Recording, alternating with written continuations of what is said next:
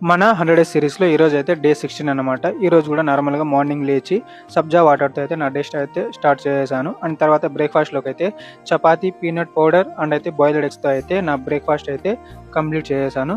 And తర్వాత నాకు eggs and ఇంట్లో కొన్ని వస్తువులు అయిపోయాయి. ఇంగా షాప్‌కెళ్ళి అవి తీసుకొని తర్వాత అయితే చికెన్ కూడా అయిపోయింది. ఇంక చికెన్ షాప్‌కెళ్ళి చికెన్ కూడా తీసుకొనొచ్చి తర్వాత 11:30కి అట్లా అయితే స్వీట్ పొటాటో బాయిల్ చేసుకొని అయితే తినేసాననమాట. ఇంక అది తినేసిన తర్వాత మా వీధిలోకి 15 రోజుల నుంచి చెత్తబండి రానే లేదు.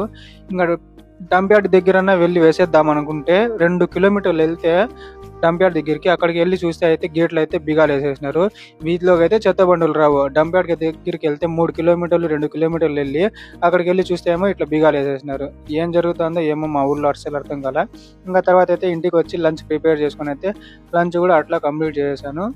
ఇంగా మా వాడికి మేము తిన్నప్పుడు కంపల్సరీ కూడా వీడికి కూడా పెట్టాల్సిందే. ఒకవేళ పెట్టకపోతే మాత్రం వీడి అలుగు చూడండి ఎట్లా అలిగి పడుకున్నాడో పక్కనే. ఇంక నేనైతే ప్రీ వర్కౌట్‌లోకి అయితే బనానా అండ్ ఈరోజైతే బ్లాక్ టీ తాగాను. కాఫీ అయిపోయింది. ఇంక తినేసి ఇంక జిమ్‌కి అయితే రెడీ అయిపోయి వెళ్ళిపోతూ ఉన్నాను.